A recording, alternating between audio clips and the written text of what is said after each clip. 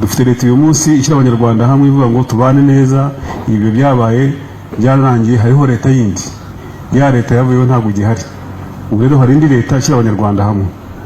Mwebwe mufunguwe, murumva mwakoze genocide babishaka utabishaka. Yavuze ababyemeye bagahanwa, ariko hari n'abatarabyemera ko ibyaha byafashe. Genocide yarabaye hano muri Rusizi wanyu, ho byari bibi cyane kubera ko no kubagira kwihagarika byari bigoranye, abantu baturukaga kure cyane, byabaye bibi cyane kurusha ahandi, murabizi. Mufunze aho mwari mufungiye, hari gahunda zazaga zibabwira, ndetse bakatubwira ngo iyo uje hano muri ahangaha muri gereza, bakubwira ko ari umurenge wa kangahe, wa 10 na kangahe muri Rusizi, wa 19. Ngo gereza ya hano ni umurenge wa 19. Bivuze ngo ibibera hanze hano muri gahunda za leta n'uwo murenge urakurikira, uraganirizwa muri gahunda zose, n'ubwo bafunze hari ibyo badafite uburenganzira. Ni nawo murenge ukwiye kumva neza kurusha abandi bose, kuko ni umurenge uzi ko ari umurenge wakoze ibyaha, ariko bakiri abanyarwanda. Kuba mwicaye ahangaha rero, iki ni ikimenyetso simusiga cyerekana ubwiza bw'iyi leta y'u Rwanda uyu munsi. Ntabwo mukwiye kuba murangahega, mukwiye kuba mwarafunzwe burundu, mukwiye kuba mwarishwe, mukwiye kuba mwarakoze nyine ibintu nk'ibyo mwakoze. Ariko leta yasimbuye, leta yabayeho yabakoresheje biriya, ni leta noneho ivuga iti reka ya leta tuyikuyeho, reka noneho duha abanyarwanda gahunda, ukiriho ujye uhumeka, reka tumushyire muri gahunda ku buryo habaho ubumwe bw'abanyarwanda. Mwabyumvise? Mwari kubyumva neza kurusha abandi, mwari kubyumva mbere kurusha abandi bose, kurusha abana bavutse nyuma muri genocide. Wenda hagati aho yabaye ari abana, abavutse nyuma bafite imyaka myinshi, ubu ngubu 30. Abo wavuga uti ntibazi n'ibyabaye, barahuzagurika, barabaza ngo ibintu kuko byarabaye. Umuntu yafashe abana barabica, abita ngo ni abatutsi kuko byarajyanye n'umututsikazi. Koko byarabaye se birashoboka? Bati byarabaye. None se abantu bari basaze se? Kuko hari n'ibintu udashobora gusobanura umuntu abyumva, ariko byarabaye pe. Kandi icyatumye nta n'ikindi ni ubutegetsi bubi. Wabishaka utabishaka ni ubutegetsi bubi. Ikiza gusa bwavuyeho, nta nubwo bushobora kugaruka.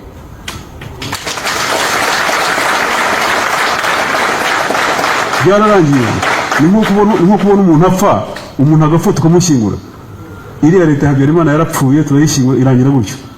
Ubu rero turi muri leta yindi, reka turebe aho tuganisha. Ariko ibyo uvuga murabibona, imyaka mumaze aho hose mukwiye kuba mwarumvise. Ariko twagiye kumva twumva batera ingengabitekerezo bati bishe Beatrice, ngo hano bishe umuntu hano zahari mu murenge Nyakarenzo, bishe umuntu.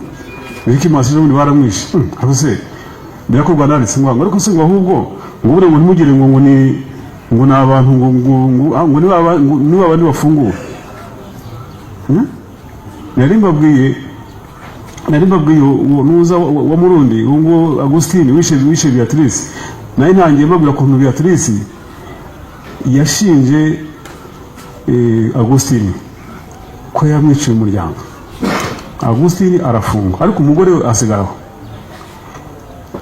Kubera leta nziza yigisha abanyarwanda kubana neza, Beatrice yemeye guturana n'umuryango wari baturanye Agustine, noneho akajya afasha n'umugore wa Agustine kumutiza kumuha ubutaka aho ahinga, atunga umuryango we. Agustine afunze, urumva? Kera kabaye Agustine arafunguwe, ntageze aho ngaho atangiye gukora gahunda ukuntu bazahitana Beatrice. Arabipanze, ndetse akoresha n'abana bato imyaka 24 batoya bejo bundi. Bagiye ahantu bariherera, bashaka icyo kunywa, bagira gutya. Ariko icyo bashakaga cyane cyane urebe ko harimo n'umutima muke n'ubusambo n'iki. Iriya leta sinzi ibintu yabigishije, mukwiye kubivamo kabisa.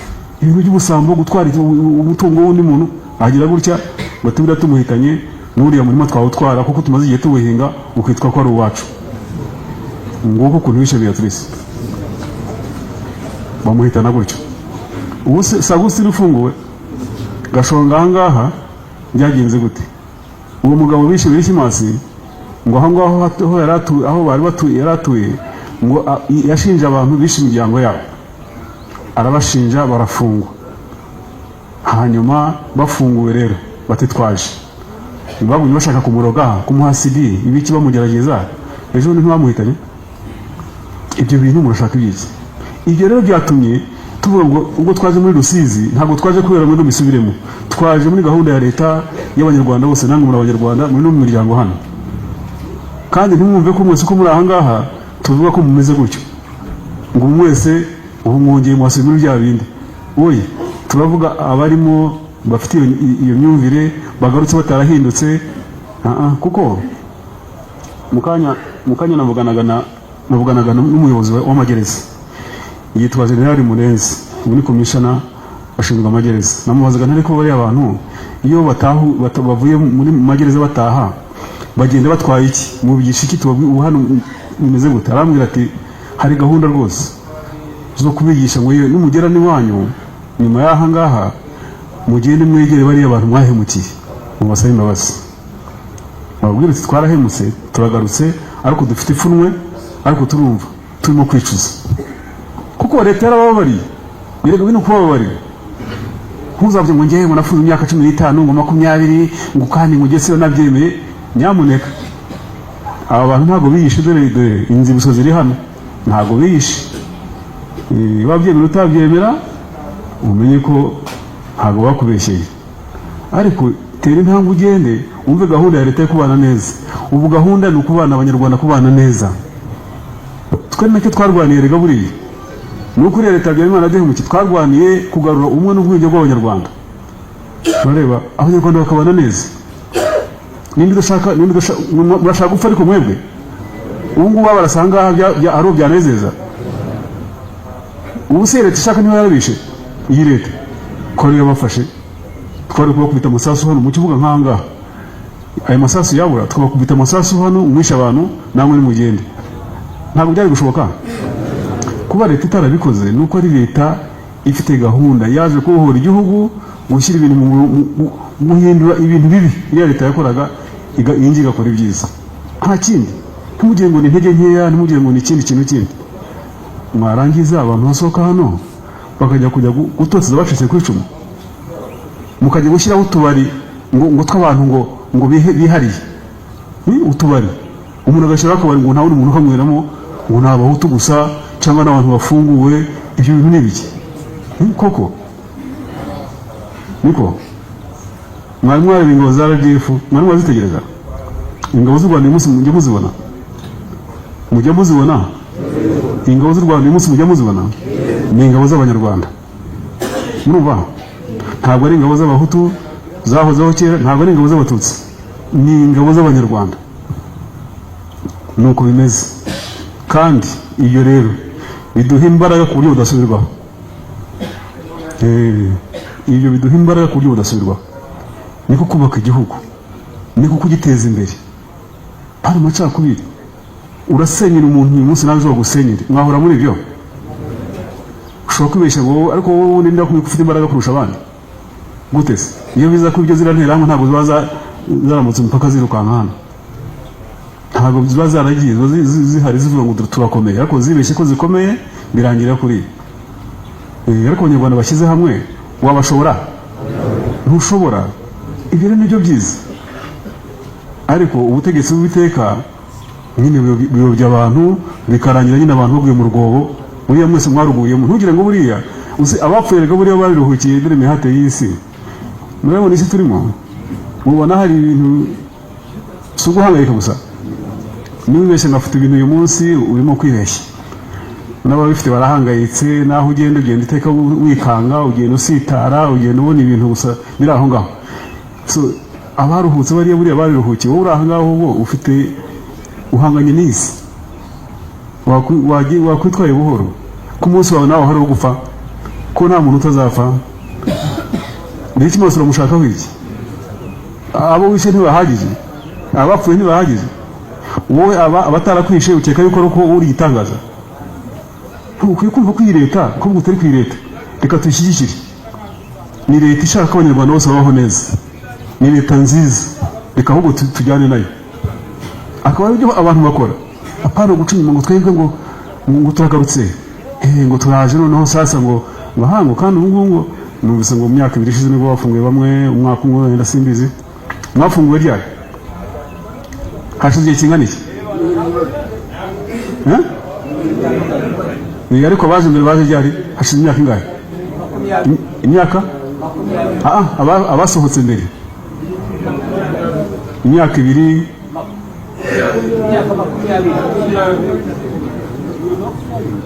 2020 oya twavugaga abagiye bafungurwa abatangiye gufungurwa batangiye ryari 9 oya agarije gusa cyo nshaka kuvuga nuko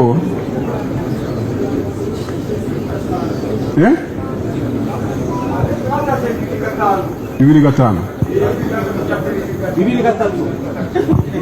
asko no barike 2003 okay ntacyo iyo byose urumva ariko urumva baje na kera bo umaze igihe muri gahunda sibyo gahunda ya leta murayibona neza ariko no nashaka kuvuga ubundi iyi myaka tumaze imyaka 30 ubu ngubu duhagaritse genocide tukihagarika pap twavuze ngo tuhagaritse genocide tugomba kurwanya genocide n'ingenga bitekerezo yayo iyo ni ingamba yafashwe na leta y'u Rwanda uyu munsi leta y'ubumwe bw'abanyarwanda dutangira ubwo ngubwo nibire ko no muri gereza byabageragaho ubumwe n'ubwiyunge bw'abanyarwanda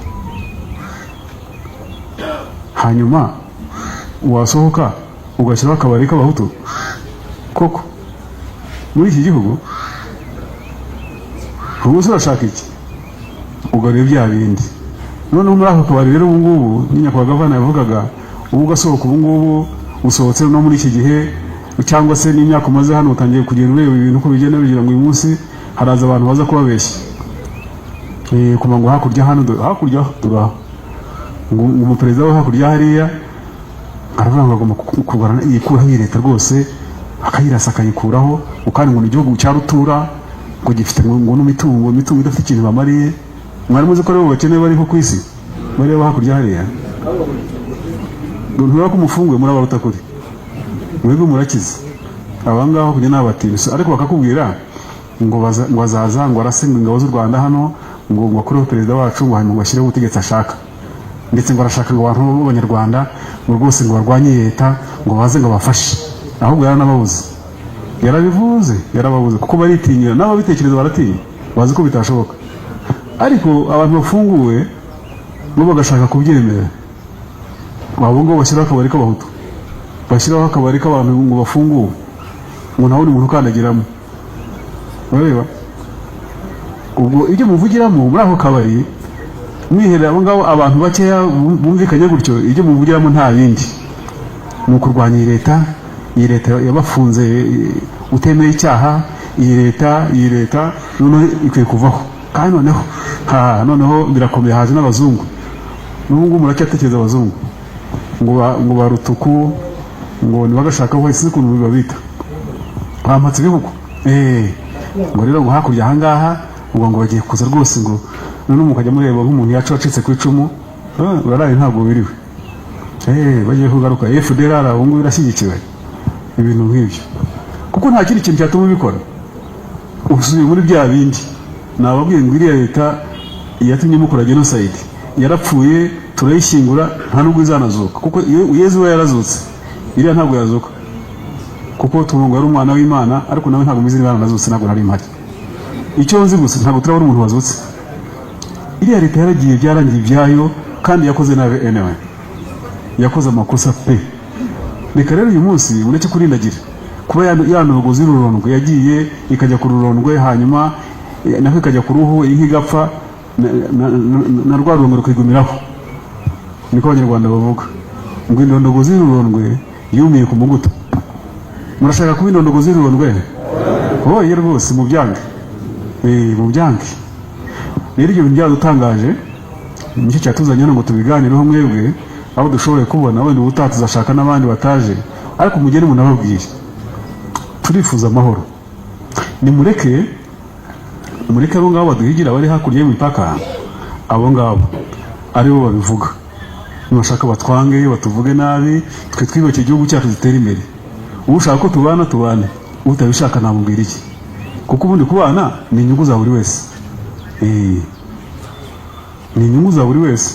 Ndavuga ku bihugu binaturanye, turafatanya tugahahirana, ntabwo waduha iby'ubusa, ntabwo tubaha iby'ubusa, nta niba gukanyisha yuko ngo ari bufunge umupaka, kuko nawe nawe ufunga hari ibyo nawe ari butakaze. Ubu ni ukuvuga rero ngo ariko abo ngabo ntabwo tubagenera uko bashaka ko babikora, n'akazi kabo. Ariko mu Rwanda hano twebwe tuvuge rumwe nk'Abanyarwanda, si byo byiza?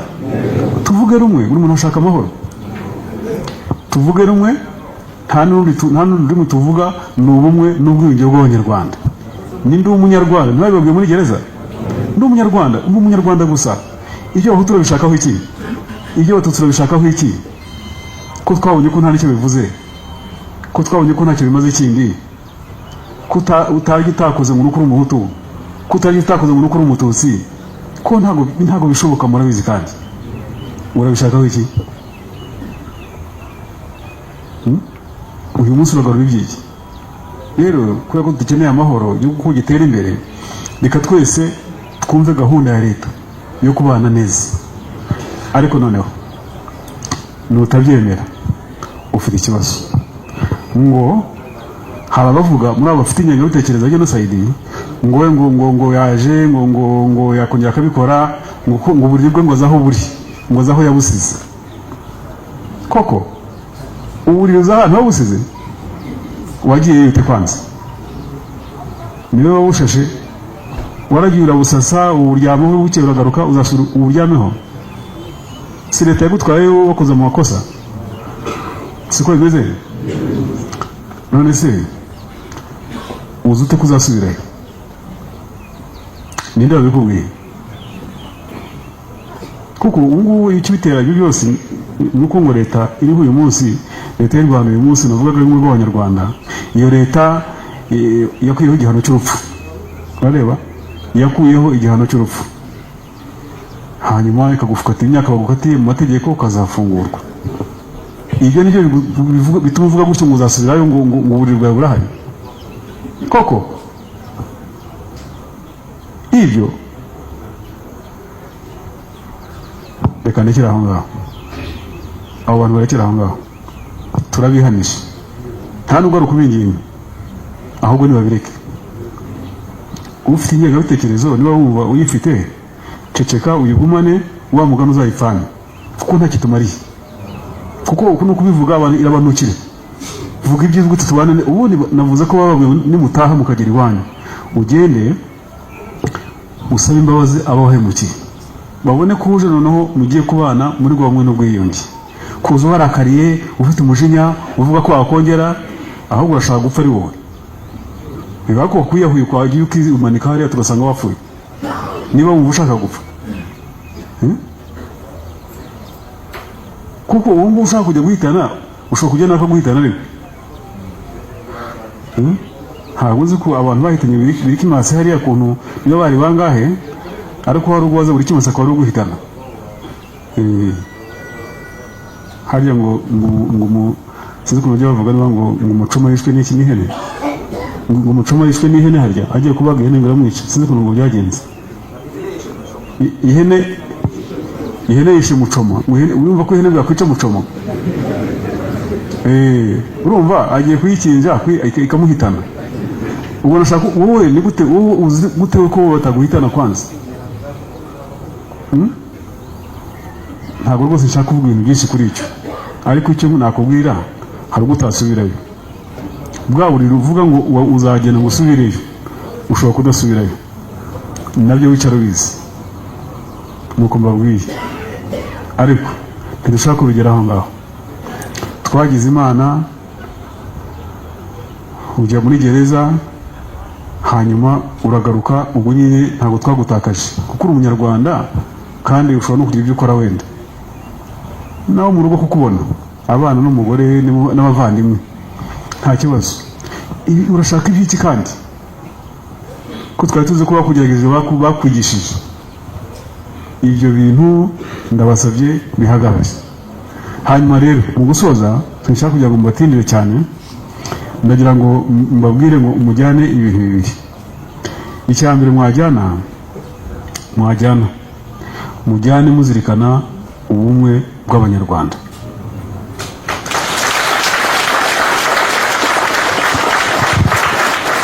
aricyo kintu mukura hano, ndi ubumwe bw'abanyarwanda, kububumbatira ntihagayizwa. ubumwe bw'abanyarwanda ntabwo dushaka ikintu kibuhungabanya rwose, ni mubumbatire ariko mugende muvuga.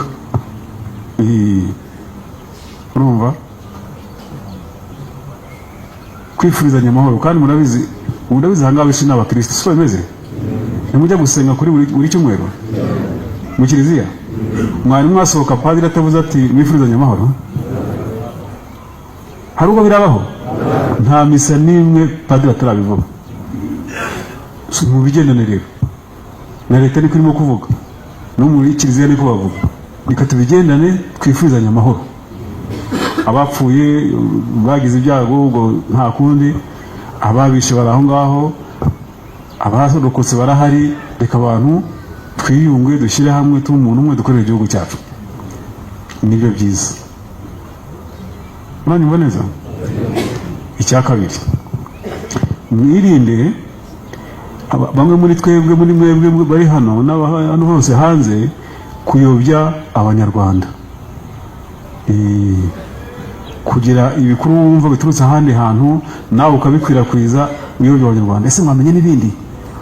b'abahungu b'abandi ba FDLR, ibintu birakomeye. noneho babonye abantu, Kisekedi yahagurutse, kandi n'abazungu bajemo, noneho hajemo n'abantu bo muri Sadaka, yewe n'abarundi barimo. ibintu birakomeye, ibintu byakomeye. buriya rero ikintu cy'igihuha ni kibi cyane, no mu bihe nk'ibi ngibi bituma abantu bajagarara, ntibakore, bakajagarara. hari abifitiye ubwoba, bavuga bati ibi ni ibiki. hari abandi bishimiye ko nyine nyangengabitekerezo, abahungu bacu ba FDLR bagiye kuza, hanyuma ariko se nibaza murifuza ko dusubira muri ya genocide? kuko bafite ingengabitekerezo. ubwo rero mwirinde ababayobya. hari ibintu muzabona kuri za YouTube, musigaye mufite za telefoni kuri YouTube, mujya muzumva, mwumva abantu ibyo bavuga, abaca ibikuba, avuga ko leta rwose igiye kuraswa, bagiye kwirasa. ndashaka kubabwira, barababeshya.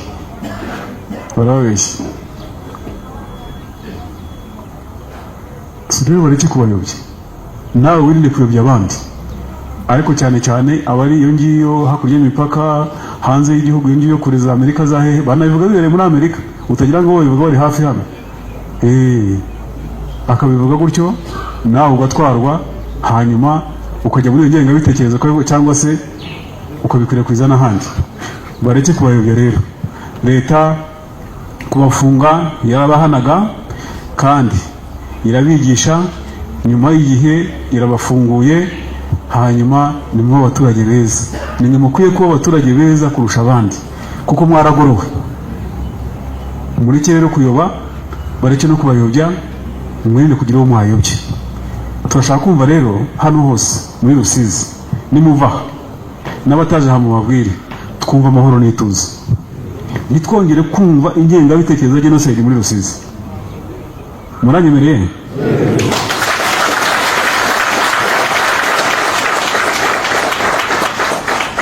basi ibyo ntibihagije, mugende mu bikorere gutya. ibyo bibiri do, mugende mu bikorere gutya, hasigaye tuzahure tuvuga ngo koko ibyo twasezeranye byarabaye. abantu bafunguwe barahagurutse, nibo barwanya ingengabitekerezo ya genocide.